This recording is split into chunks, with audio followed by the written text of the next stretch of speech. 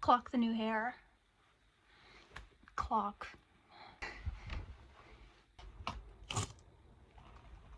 The lady at the bank insisted that I have this fan. She saw that I had a purple phone case and she was like, you need this fan.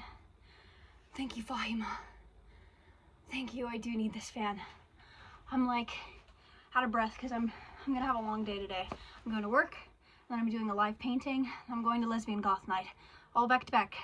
It's gonna be a long day and I'm excited. It's gonna be great. But that means I have to like prepare all of my things and have it all with me. And I've misplaced my car keys, but thankfully I have a spare. They'll turn up, I'm sure. Okay, so I know one thing that I want to talk about is my desire to ruthlessly eliminate nonchalance. I hear this word and I get so upset. Like, we have a finite amount of time in these bodies, in this identity, in this incarnation, and you're going to pretend to be less passionate about something than you actually are. You're going to block yourself off from expressing your true feelings. Why? Because of this idea of coolness?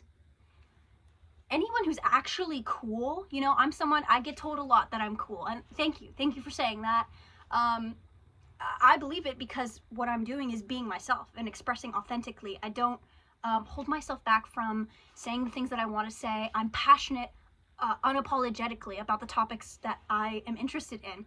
And I've noticed a lot people in my sphere apologizing for the things that they're passionate about when they don't realize, like, that is the seed to your coolness. That's the thing that makes you cool, because everybody's cool in their own different way. Cool just means being yourself. It really just means being yourself. And you know, that takes a while of looking at the things that you're actually interested in and not caring what other people think. That's another factor of coolness, is not caring. And this whole nonchalance is all performative for other people. You're trying to come across a certain way to other people. Who cares? Who cares? Stop it. I hate it. I really do. I really, really, really, really do. And it's also, it's complacency. You're taking a back seat, sort of, you know? Say what you want, say it with your chest, tell people how you feel about them. We have finite time.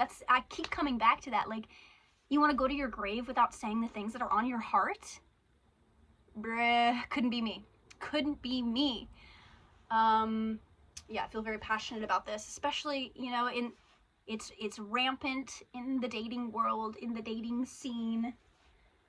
We do this song of dance of, oh, they can't know that I'm into them. It's so stupid. It's really childish.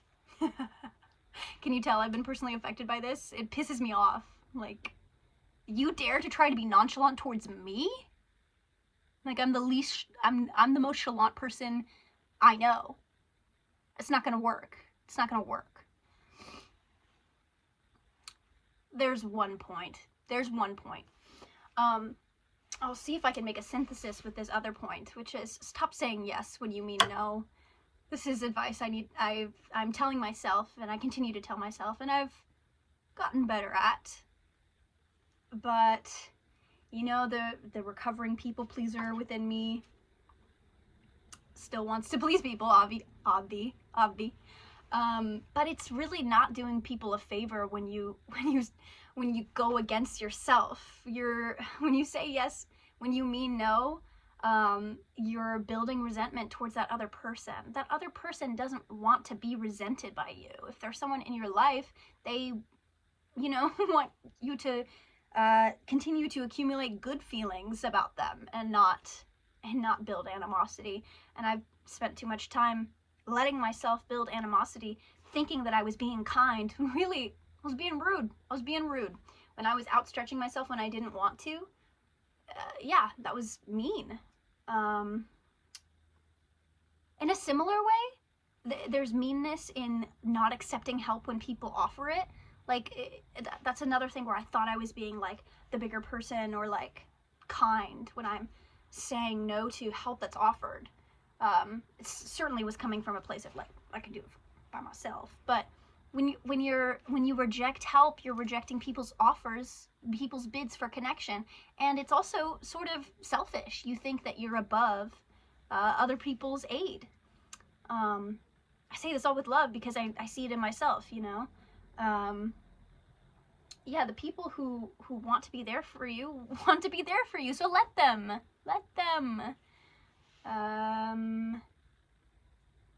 Yeah, I guess all those points connect back to being in touch with your impulses. You know, when we're babies and when we're toddlers and we're children, we naturally come into this world being able to have an impulse and speak on it or act on it, you know, and of course that can get us in trouble, and that's why, you know, toddlers have meltdowns in the grocery store. You know, I'm not advocating for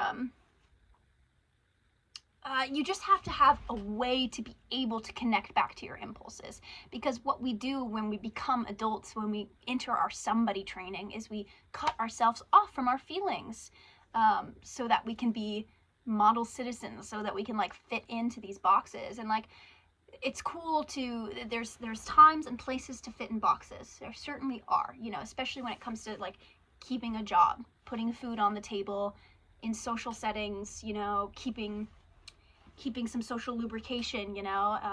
Not saying everything that first comes to your mind, but you have to create containers for yourself to allow yourself to reconnect to those impulses, because there's a lot of things that are wanting to be expressed. This is what happens, you know.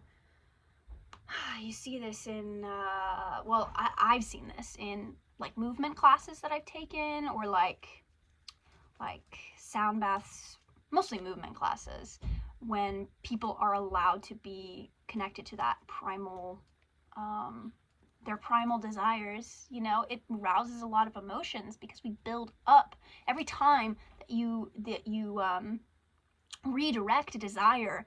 It doesn't go away, it builds, you know. So we have to have these like expulsions. Yeah, and that the nonchalance is building. Okay, you're yeah, you're gonna bust, whatever. I don't know why I gave up on that point. It was a good point. Sometimes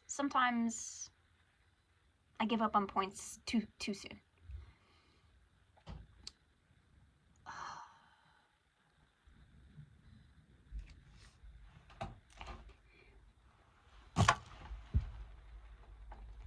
Somebody on the last video commented, thank you, Emperor Palpatine, and that was really funny.